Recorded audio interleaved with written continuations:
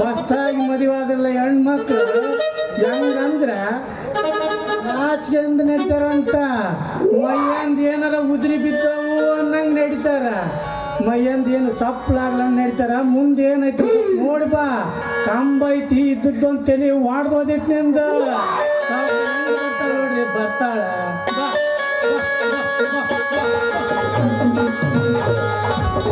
ಹೆಂಗ ಸಾವಕಾಶ ಬರ್ತಾಳ ನೋಡ್ರಿ. ಮಳ್ಳಿ ಮಂಚಕ್ಕೆ ಕಾಲು ಎಷ್ಟು ಅಂದ್ರೆ 3 ಮತ್ತೊಂದು ಒಂದಿದ್ರು ಅಂತ. ಇಂತಕಿ ಮದುವೆ ಮುಂಚೆ 3 ಪುಟದ ಮಾತಾಡ್ತಿದ್ಲು ಮೊದ್ಲಾಗ. ಈಗ ಹೆಂಗ ನಾಚ್ಕೊಂಡು ಬರಕತ್ತಿಯಲ್ಲ ಯಾಕ? ಹಂಗಲ್ಲೋ ಮಾರಯ್ಯ, ಮದುವೆಗಿಂತ ಮುಂಚೆ ಐತಿಲ್ಲ ಹೆಣ್ಮಾಳು ಹೆಂಗ್ ಬೇಕು ಹಂಗೆ ಮಾತಾಡ್ಬೋದು. ಈಗ ನನ್ನ ಮದುವೆ ಆಗೈತಿಲ್ಲ, ನಿನ್ ಜೊತೆ ನಡ್ಯಾಕ ನಂಗೆ ಆಗ್ತೈತಿ. ನಾಚ್ಕೊಂಡೆಲ್ಲ ಈಗ ನಾಚ್ಕೊಂಡು ನಡ್ಯಾಕತ್ತೀರಿ. 4 ದಿವಸ ಹೋಗ್ಲಿ ದುಬ್ಬು ಕೆತ್ತಂಗ್ ಮಾಡ್ತೀನಿ ನಾನು ನೀನು. ಹೌದು, ಮತ್ತ ಮಾಡ್ಕೊಂಡು ಹೆಂಡತಿಗೆ ಮಕ್ಕಳಿಗೆ ತಂದು ಬಂದು ಹಾಕಿದ್ರ ಸುಮ್ಮಿರ್ತೀನಿ. ತಂದಗಿಂದ ಹಾಕ್ಲಿಲ್ಲ ಅಂದ್ರ ದುಬ್ಬು ಕೆತ್ತಂಗ ಹೊಡಿತೀನಿ ನೋಡು. ನೀ ಸುಂದ್ರಿ ಬಲು ಬಂಡಿ ಅದಿದಿ. ಮದುವೆ ಆದ್ರೆ ಎಲ್ಲಿ ಹೋಗ್ತಾರೀಗ? ಸುಡ್ಗಾರ್ಗೆ ಹೋಗೋಣ. ಮಂಗ್ಯ ಬಾ, ಯಾವ್ದಾರ ದೇವಸ್ಥಾನಕ್ಕೆ ಹೋಗಿ ದೇವ್ರ ಕಷ್ಟ ತೊಗೊಂಡು ಬರೋಣ. ಹಾಗಾರ ನಾ ದೇವ್ರ ಹತ್ರ ಹೋಗಿ ಭಾಳ ಚಂದ ಬೆಡ್ಕೊಂತೀನಿ ನೋಡು. ಅಯ್ಯೋ, ದೇವಸ್ಥಾನಕ್ಕೆ ಎದಕ್ಕೆ ಹೋಗ್ತಾರ ಅಂತೀಯಲ್ಲ? ನೋಡಪ್ಪ ದೇವ್ರ, ನಮ್ದು ಈಗ ಮದುವೆ ಆಗೈತಿ, ಒಂದ್ ಸ್ವಲ್ಪ ದಿನ ಚಂದಾಗಿಡು, ಮುಂದ ನಿನ್ನ ಮನಸ್ಸಿಗೆ ಬಂದಂಗ ಅಂತ ಬೇಡ್ಕೊತಾರ. ನಾನು ಹಾಗಾರ ಭಾಳ ಚಂದ ಯಾವುದು ನಮ್ಮ ಸಂಸಾರ ತ್ರಾಸ ಆಗ್ಲಾರ್ದಾಗ ಆಶೀರ್ವಾದ ಮಾಡಪ್ಪ ಅಂತ ಬೆಡ್ಕೊಂತೀನಿ. ಏನದು ಸರಳ ನಡೀದು? ಅದ ಸಂಸಾರ ಯಾವುದು ತ್ರಾಸ, ಮಂದಿ ಕಣ್ಣು ಬೀಳಾರ್ದಂತ ನಡೆಸಪ್ಪ. ಮಂದಿ ಸುಡುಗಾಡ ಮಂದಿ ಒಂದು ಮಾಟ ಸಹಿತ ಮಾಡಿಸ್ಬಿಡ್ತಾರೆ ಗಂಡ ಹೆಂಡ್ತಿಗೆ, ಜಗಳಕ್ಕೆ ಬರಲ್ಲ ಅಂತ. ಬಚ್ಚದ ಅಕ್ಕಿಗೊಂದು ಹಚ್ತಾರ, ನನಗೊಂದು. ನೋಡು ನಿನ್ನ ಗಂಡ ಯಾವಕ್ಕಿನ ಇಟ್ಕೊಂಡನಂತ ನಿನಗೆ ಹಚ್ತಾರ, ನನಗ ನೋಡು ಬರೀ ಹಿಂಗೆ ಹಚ್ಚಿ ಪಿನ್ ಇಟ್ಕೊತಾರ.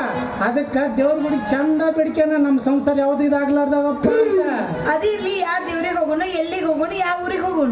ಇಲ್ಲೇ ಸಿನ್ನೂರ ಹತ್ರ ದೇವ್ರ ಗುಡಿ ಅಂತ ನಮ್ಮ ಗುಡಿ ಐತಿ. ಅಲ್ಲಿ ಸಿದ್ಧಲಿಂಗೇಶ್ವರ ಅಂತ ದೇವ್ರ ಗುಡಿ ಐತಿ. ಇವತ್ತು ರಾತ್ರಿ 10 ಗಂಟೆಗೆ ಬಸ್ ಐತಿ. ಬಸ್ ಹತ್ತುವಾಗ ಲೈಟ್ ಹಚ್ಚಿರ್ತಾರ. ನಾವು ಹೋಗಿ ಟಿಕೆಟ್ ತೆಗಿಸಿದ ಗಟ್ಲೆನ ಕುಂತಿರ್ತೀವಿ, ಲೈಟ್ ಆಫ್ ಮಾಡಿಬಿಡ್ತಾರ. ನಾ ಕುಂತು ಬೆಳತನ ಮಾಡೋದು ನೋಡಿ, ಬೆಳತನ. ಏನದು ಕುಂತು ಮಾಡೋದು? ಅದ ನಿದ್ದೆ ಅಂದ್ಯ. ಹೋಗ ಮರಯ್ಯ, ಕತ್ಲಿದ್ರೆ ಸಾಕು, ನನ್ನ ಕಣ್ತುಂಬ ನಿದ್ದೆ ಬರ್ತಿತ್ತ. ಆದ್ರೆ ನಿನ್ನೆ ನಿಮ್ಮ ಮನ್ಯಾಗ ಒಟ್ಟ ನಿದ್ದಿನ ಹತ್ಲಿಲ್ಲ ನೋಡು. ಯಾಕ? ಅಲ್ಲ, ನಾನು ಮಕ್ಕೊಂಡಿದ್ದೆ. ದೀಪ ಆರಿಸು ಅಂದ್ರ ನೀ ಒಟ್ಟ ಆರ್ಸಾಕ್ತಿದ್ದಿಲ್ಲ, ಏನಾರ ಮಾಡಕ್ತಿದ್ದಿ?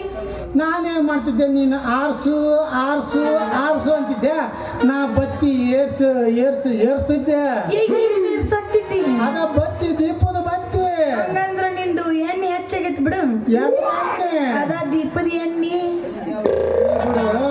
ಹಿಂಗ ಕಿತ್ತಿ ಒಗಿಬೇಡ ಸುಂದ್ರಿ. ಕಿತ್ತಿ ಒಗಿದ ದೀಪದ ಬತ್ತಿ ನೀ ಆರ್ಸಂದ್ರು ಆರಿಸ್ತೀನಿ, ಏರ್ಸಂದ್ರು ಏರ್ಸ್ತೀನಿ. ಕಿಮ್ಮತ್ತಾಗ್ಯಾವ ಭಾಳ ದೀಪದ ಬತ್ತಿ. ಈಗ ಇರ್ಲಿ, ದೇವ್ರ ಗುಡಿಗೆ ಹೋಗಿ ನಡಿ. ಅಲ್ಲೇ ದೇವ್ರ ಭಾಳ ಚಂದ ಬೆಡ್ಕೆ ನಾನು. ನಡಿ, ತಡ ಯಾಕ, ಹೋಗಿ ಬಿಡು ಬಾ.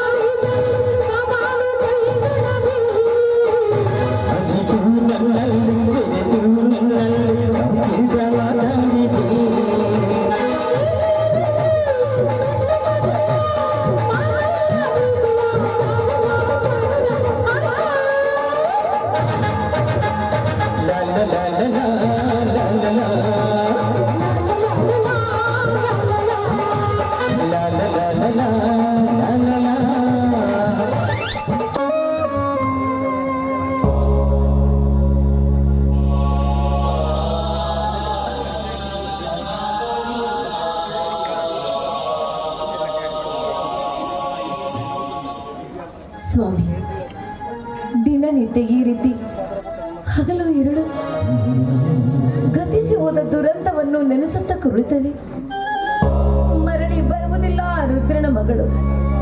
ನೋಡಿ, ಮಗ ಮಾಡಿದ ತಪ್ಪನ್ನು ಮನ್ನಿಸಿ ಅವನಿಗೊಂದು ಮದುವೆ ಮಾಡಿ ಊರು ಬಿಟ್ಟು ದೂರ ಕಳಿಸೋಣ ರೀ. ಆದ್ರೆ ಮಗನ ಚಿಂತೆಯಲ್ಲಿರುವ ನೀವು 3 ದಿನದಿಂದ ನಾವನ್ನ ತುತ್ತ ಅನ್ನ ಕೂಡ ಊಟ ಮಾಡಿಲ್ಲ. ಈಗಾದ್ರೆ ನಿಮ್ ಪರಿಸ್ಥಿತಿ ಏನಾಗತ್ತಂತ ಯೋಚನೆ ಮಾಡಿದ್ದೀರಾ?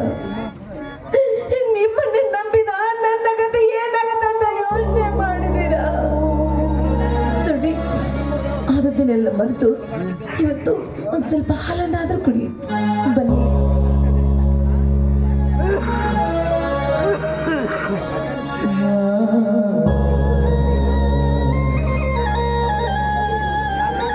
ಮಹಾದೇವಿ, ಮಗ ಮಾಡಿದ ಮಾನಹೀನ ಕೃತ್ಯಗೆ ಮನೆತನದ ಮಾನ ಕುಸಿದು ಮಶಣದ ಪಾಲಾಗುವ ಪ್ರಸಂಗವೂ ಬಂದಿತು ನಮ್ಮಪ್ಪ. ಪ್ರಾಣಕ್ಕಿಂತ ಹೆಚ್ಚಾಗಿ ಪ್ರೀತಿ ಮಾಡಿದ ಮಗಳನ್ನೇ ಕಳೆದುಕೊಂಡ ಪುಣ್ಯಾತ್ಮನ ಋಣ, ಈ ಮನೆತನದ ಮಾನ ಉಳಿಸಿದ ಪುಣ್ಯಾತ್ಮನ ಋಣ ನಾವು ಯಾವತ್ತೂ ಮರೆಯಬಾರದು. ಮಗನೆಂಬ ಮಮಕಾರದ ಕಿಚ್ಚಿನಲ್ಲಿ ಬಿದ್ದು ಹುಚ್ಚುತನದಿಂದ ಆವೇಶದಲ್ಲಿ ಮಾಡಿದ ನಿನ್ನ ಮಗ ಮಾಡಿದ ತಪ್ಪಿಗೆ ಶಿಕ್ಷೆ ಎಂದಿಗೂ ತಪ್ಪಬಾರದು ಮಾದೇವಿ.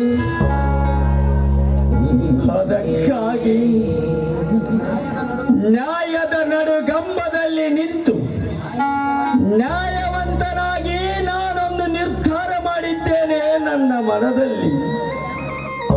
ಮಗ ಮಾಡಿದ ತಪ್ಪಿಗಾಗಿ ಯಾವ ನಿರ್ಧಾರ ಮಾಡಿದರೆ ನಿಮ್ಮ ಮನದಲ್ಲಿ? ಮಾದೇವಿ, ನಾನು ಕೇಳುವ ಮಾತಿಗೆ ಮಾತ್ರ ಉತ್ತರ ಕೊಡು. ಹೆಚ್ಚಿಗೆ ಮರಳಿ ಮಾತನಾಡಬಾರದು. ಸರಿ ಸ್ವಾಮಿ, ಅಲ್ಲಿ ಹೌದು ನಿಮ್ಮ ಮಾತು ಕೇಳಿ. ನಾನು ನಿನಗೆ ಏನಾಗಬೇಕು? ನನ್ನ ಕೊರಳಿಗೆ ತಾಳಿ ಕಟ್ಟಿದ ಗಂಡ ಅಂದ್ರೆ ನನ್ನ ಪಾಲಿನ ದೇವರು ರೀ ನೀವು. ದೇವರು ಗಂಡನ ಆಜ್ಞೆಯನ್ನು ಪಾಲಿಸುವುದು ಸತಿಯಾದವಳ ಧರ್ಮ, ಅದು ಅತ್ಯ ಅವಳ ಕರ್ತವ್ಯ ಅಲ್ವೇನ್ರಿ? ಹೌದಲ್ಲವೇ? ಹೌದು. ಒಂದು ವೇಳೆ ನನ್ನ ಆಜ್ಞೆಯನ್ನು ತಿರಸ್ಕರಿಸಿದರೆ ಅಂತವಳು ಸತಿಯಲ್ಲ, ಪತಿಯ ಮಾತನ್ನು ಪಾಲಿಸಿದ ಸತಿ ದ್ರೋಹಿ ಅವಳು. ಸರಿ, ಈಗ ನಾನೊಂದು ಮಾತು ಕೇಳುತ್ತೇನೆ. ಮಾದೇವಿ, ನನ್ನ ಮಾತು ನಡೆಸಿಕೊಡುತ್ತೇನೆಂದು ನನಗೆ ವಚನ ಕೊಡು. ಹರಿ ಸ್ವಾಮಿ.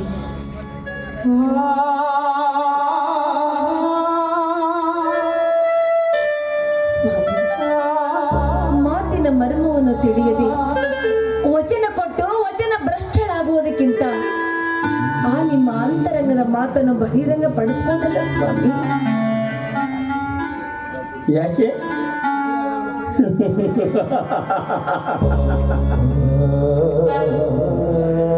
ಸತಿಯಾದವಳು ಪತಿಯ ಆಜ್ಞೆಯನ್ನು ಪಾಲಿಸುವುದು ಸತಿ ಧರ್ಮವೆಂದು ಈಗ ತಾನೇ ನಿನ್ನ ನಾಲಿಗೆಯಿಂದ ನೀನೇ ನುಡಿದಿರುವೆ ಅಂದಾಗ ನನ್ನ ಮಾತಿನ ಅಂತರಂಗ ತಿಳಿಯುವ ಅವಶ್ಯಕತೆ ನಿನಗಿಲ್ಲ.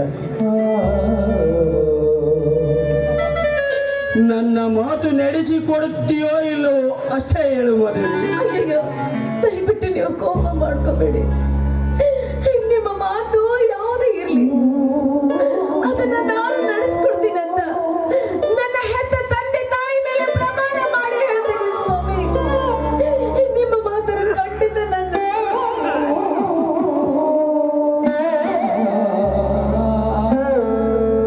ಮಾದೇವಿ, ಸತಿ ಧರ್ಮದ ಭಕ್ತಿಯಲ್ಲಿ ಪತಿ ಕುಡಿಯಲೆಂದು ಈ ಹಾಲು ನನಗೆ ತಂದಿರುವೆ.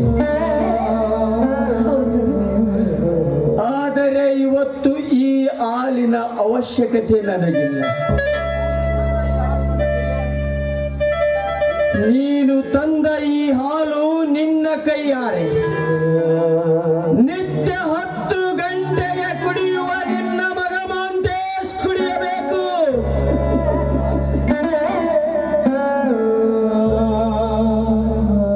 ಆದರೆ ನೀನು ಕುಡಿಸುವ ಹಾಲಿನಲ್ಲಿ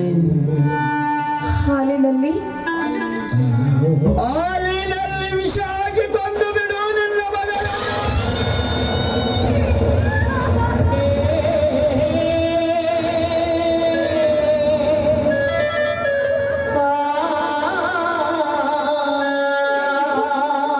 ಈ ಮಾತನ್ನ ನೀವ್ ಹೇಳ್ತಾ ಇದ್ದೀರಾ? ಅಯ್ಯೋ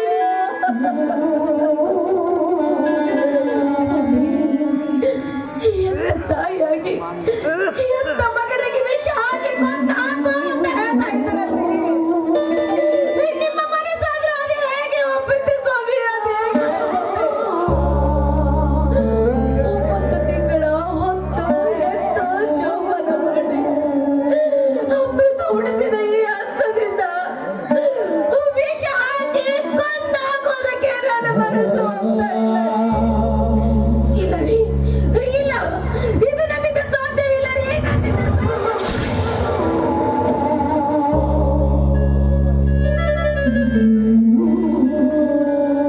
ಏಕೆ ಸಾಧ್ಯವಿಲ್ಲಮ್ಮ ದೇವಿ? 9 ತಿಂಗಳ ಎತ್ತು ಹೊತ್ತು ಎದೆ ಹಾಲು ಕುಡಿಸಿ ಬೆಳೆಸಿದ ನಿನ್ನ ಕರುಳಿನ ಕೂಗು ನನಗೂ ಅರ್ಥವಾಗುತ್ತದೆ. ಆದರೆ ವಿಧಿ ವಿಲಾಸದ ದುರಂತದಲ್ಲಿ ಹೆತ್ತ ಮಗನನ್ನೇ ಬಲಿ ತೆಗೆದುಕೊಳ್ಳಬೇಕು ಎಂಬ ಬ್ರಹ್ಮನ ಬರದಿರುವಾಗ ಅಳಿಕಿಸಲು ಯಾರಿಂದಲೂ ಸಾಧ್ಯವಿಲ್ಲ. ಮದವಿ ಮಗನೆಂಬ ಮಮಕಾರವನ್ನು ತೆಗೆದು ಹಾಕಿಬಿಡು ನಿನ್ನ ಮನದಲ್ಲಿ. ಯಾಕೆಂದರೆ ಹೆತ್ತ ಮಕ್ಕಳ ಪ್ರಾಣಕ್ಕಿಂತ ನಮ್ಮ ಮನೆತನದ ಮಾನ ಮುಖ್ಯ. ಇದು ನಿಜವಾದ ಮಾನವಂತರ ಮನೆತನದ ಲಕ್ಷಣ. ಈ ಮನೆಯ ಮಾನ ಉಳಿಸಬೇಕಾದರೆ ನಿನ್ನ ಮಗನ ಪ್ರಾಣ ಬಲಿ ತೆಗೆದುಕೊಳ್ಳಲೇಬೇಕು. ತೆಗೆದುಕೊಳ್ಳಬೇಕು ಮಾದೇವಿ. ಸ್ವಾಮಿ, ಮಗ ಸಾಯ್ತಾನಲ್ಲ ಅಂತ ನಾನು ಚಿಂತೆ ಮಾಡ್ತಾ ಇಲ್ಲ ರೀ. ಹೆತ್ತ ತಾಯಿಯಾಗಿ ಹೆತ್ತ ಮಗನಿಗೆ ವಿಷ ಹಾಕಿ ಕೊಲ್ಲುವ ತಾಯಿಯಂತರ ಉಂಟೆ ಜಗತ್ತಿನಲ್ಲಿ? ಯಾಕಿಲ್ಲ? ದೈವ ಪರೀಕ್ಷಿಸಲು ನಿಂತಾಗ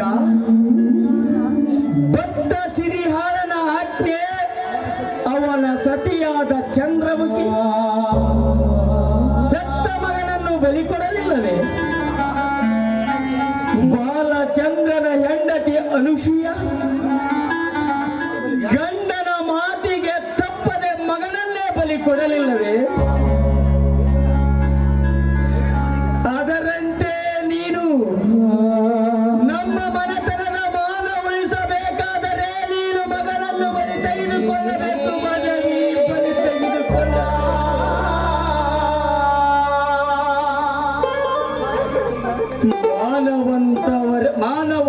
ಮಾನವಂತರಿಗೆ ಒಬ್ಬ ಕವಿ ಒಂದು ಮಾತು ಹೇಳಿದ್ದಾನೆ.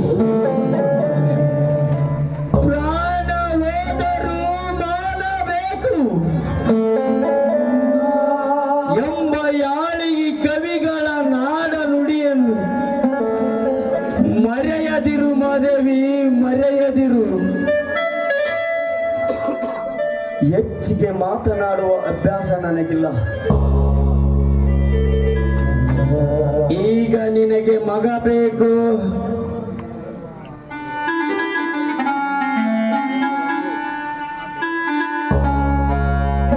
ಮಾಂಗಲ್ಯ ಬೇಕು. ಯಾವುದು ಬೇಕು ಹೇಳು ಮಾದೇವಿ. ಸ್ವಾಮಿ, ನೀವು ಈ ರೀತಿ ಕೇಳಿದ್ರೆ ನಾನ್ ನಿಮಗೆ ಏನಂತ ಉತ್ತರಿಸ್ಲಿ ರೀ, ಏನಂತ ಉತ್ತರಿಸ್ಲಿ? ಮಗ ಮತ್ತು ಮಾಂಗಲ್ಯ ಇವು ಎರಡು ನನಗೆ ಕಣ್ಣುಗಳಿದ್ದಾಗೆ. ಈ ಎರಡು ಕಣ್ಣುಗಳಲ್ಲಿ ಯಾವುದನ್ನ ಬೇಕಂದಲ್ಲಿ, ಯಾವುದನ್ನ ಬೇಡ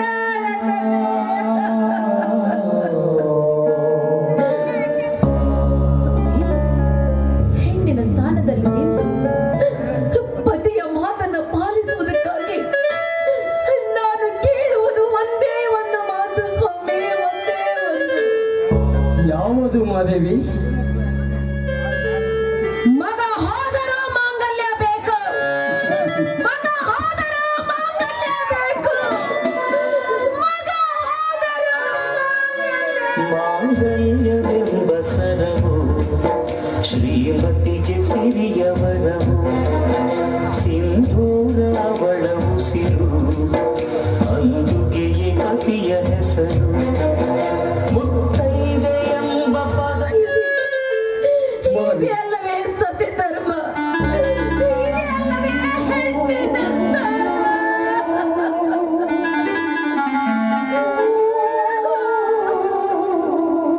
ಮಾದೇವಿ, ನಿಜವಾದ ಮಾತನ್ನೇ ಆಡಿರಿ. ಹೆಣ್ಣಿನ ಸ್ಥಾನದಲ್ಲಿ ನಿಂತು ನೋಡು ಮಾದೇವಿ, ಈಗ ಮಾಂತೇಶ್ ಬರುವ ಸಮಯ.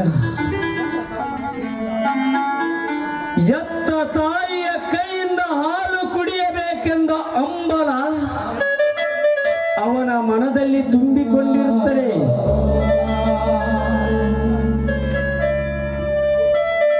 ನಿನ್ನ ಕೈಯಾರೆ ಹಾಲಿನಲ್ಲಿ ವಿಷ ಹಾಕಿ ಕೊಂದು ಬಿಡು ನಿನ್ನ ಮಗನನ್ನು.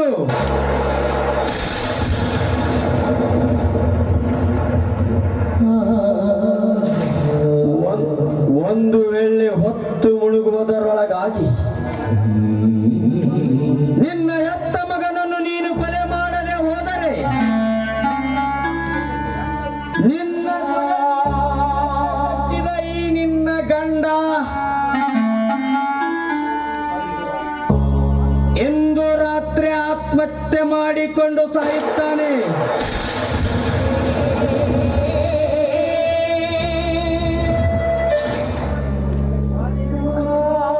ಮಾದೇವಿ, ಮತ್ತೆ ನಮ್ಮಿಬ್ಬರನ್ನು ಉಳಿಸಿ ನೀನು ಸತ್ತರೆ ನಿನಗೆ ನನ್ನ ಆಣೆ ಆಗಿದೆ.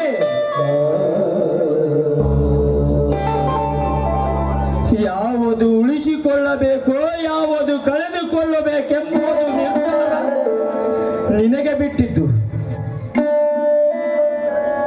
ಮಾದೇವಿ, ನಾನು ಮರಳಿ ಬರುವಷ್ಟರಲ್ಲಿ ಮಗ ಮನೆಯಲ್ಲಿರಬಾರದು, ಮಗನ ಒಳ ಇರಬೇಕು. ಇಲ್ಲದಿದ್ದರೆ ಈ ಮಾಂಗಲ್ಯ ನಿಮ್ಮದಲ್ಲ.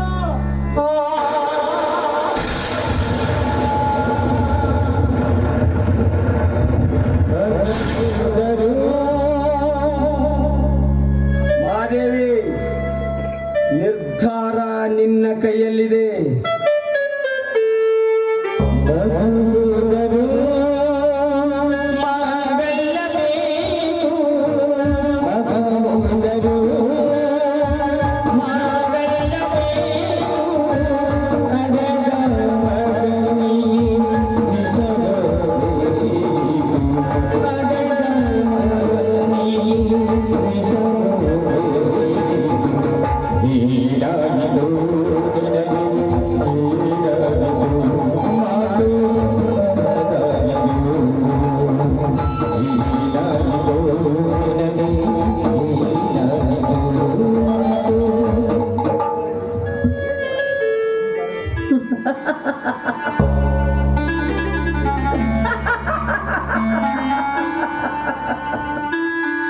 ಮೆಚ್ಚಿದೆ ಬ್ರಹ್ಮನಿನ ಬರಹಕ್ಕೆ ಮೆಚ್ಚಿದೆ.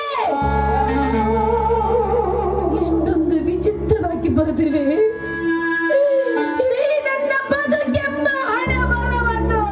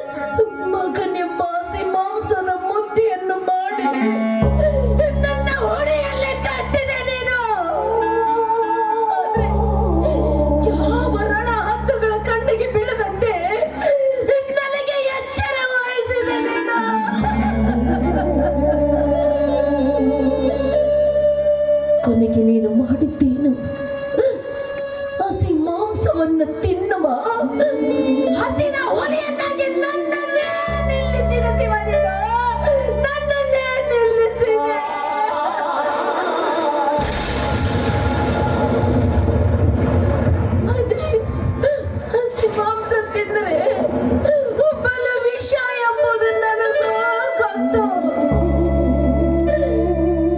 ತಿನ್ನದೆ ಹೋದರೆ ನರಕಕ್ಕೆ ದಾರಿಯನ್ನು ಕಟ್ಟಪ್ಪನ ಕಟ್ಟುತ್ತಾರೆ ನನ್ನವರು. ಹೀಗಿದ್ದಾಗ ನಾನು ಯಾವ ಕೃತಿಯನ್ನು ತಿರಸ್ಕರಿಸಲಿ, ಯಾವ ಕೃತಿಯನ್ನು ಕೈಯಲ್ಲಿ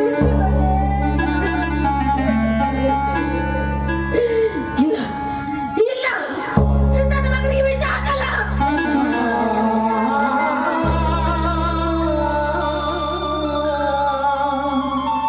ಹಣೆ ಬರ ಕತೆ ಹರೆ ಬೆಂಬಲಿ ಬಿಟ್ಟಿಲ್ಲ ಯಾರಿಗೂ ಮಾಡರು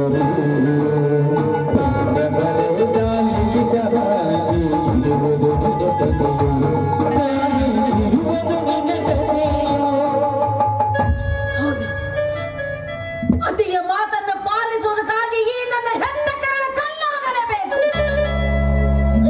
ಕಟ್ಟಿಕೊಂಡವ ಉಳಿಯಬೇಕು, ಹೆತ್ತ ಮಗ ಸಾಯಲೇಬೇಕು, ಹೆತ್ತ ಮಗ ಸಾಯಲೇಬೇಕು.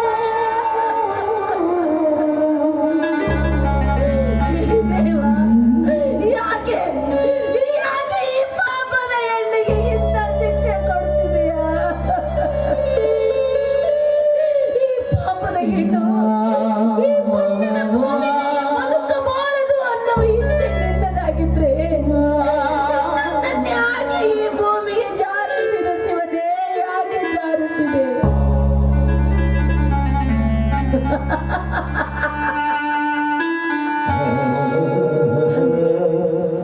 ಮಗನ ಕೊಂದ ಕಟಕಿ ಇವಳು, ಮಗನ ಕೊಂದ ಪಾಪಿ ಇವಳು. ಈ ಪಾಪದ ಕಿರೀಟವನ್ನು ನನ್ನ ತಲೆ ಮೇಲೆ ಕಟ್ಟಿಕೊಳ್ಳಲೆಂದು ನನ್ನನ್ನು ಹುಟ್ಟಿಸಿದೆಯಾ? ಹೇಗೆ ಮಗನಿಗೆ ವಿಷ ಹಾಕಬೇಕು? ಹೌದು, ಪತಿಯ ಮಾತನ್ನು ಪಾಲಿಸುವುದಕ್ಕಾಗಿ ನಾನು ವಿಷ ಹಾಕಲೇಬೇಕು. ನಾನು ವಿಷ ಹಾಕಲೇಬೇಕು. ನನ್ನ ಮಗನಿಗೆ ವಿಷ ಹಾಕಲೇಬೇಕು. ಕತೆ ಹರೆ ಬೆಂಬಲಿ ಬಿಟ್ಟಿಲ್ಲ